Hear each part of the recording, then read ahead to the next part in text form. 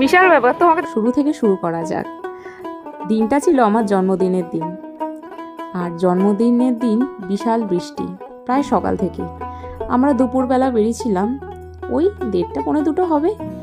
আর যেতে যেতে ডোডোর স্কুলের বাসের সাথেও দেখা হয়ে গেল। তো যাই হোক, হাই রোডে উঠে যথারীতি প্রচুর বৃষ্টি। আমরা কোথায় যাচ্ছি? আমরা যাচ্ছি খড়গপুরের রাজবাড়িতে। আমাদের বাগনান বা উলবেড়িয়া এরকম চারপাশে যারা আছো তারা জানো কতটা ফেমাস জায়গা। যেতে না যেতেই বরণ ডালা দিয়ে বরণ করে নিল, কিন্তু আমার কোলে যেই বিশাল মানুষটি আছে তার কিন্তু এসব মোটেও পোষায় না, ফলে সে একটু ভ্যাবাচাকা খেয়ে কেঁদেই ফেললো। কিন্তু আমার কিন্তু ভেতরে ঢুকে দারুণ লেগেছিল ওপরে সিলিংটা, এতটা রাজকীয়ভাবে সাজানো।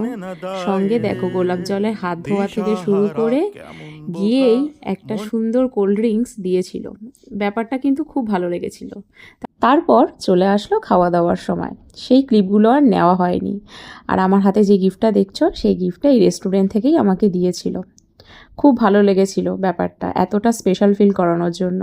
আর রেস্টুরেন্টের বাইরে কিন্তু একটা বিশাল সুইমিং পুল আছে, যাদের ইচ্ছা হবে স্নান খাওয়া দাওয়া করে তো ওখানে থেকে যেতেও পারো, সেই ব্যবস্থাও আছে। যাই হোক, আমার আজকের দিনটা কিন্তু খুব ভালো কাটলো আমার ফ্যামিলির সাথে। ফ্যামিলির সাথে সময় কাটানোর মজাই আলাদা। টাটা।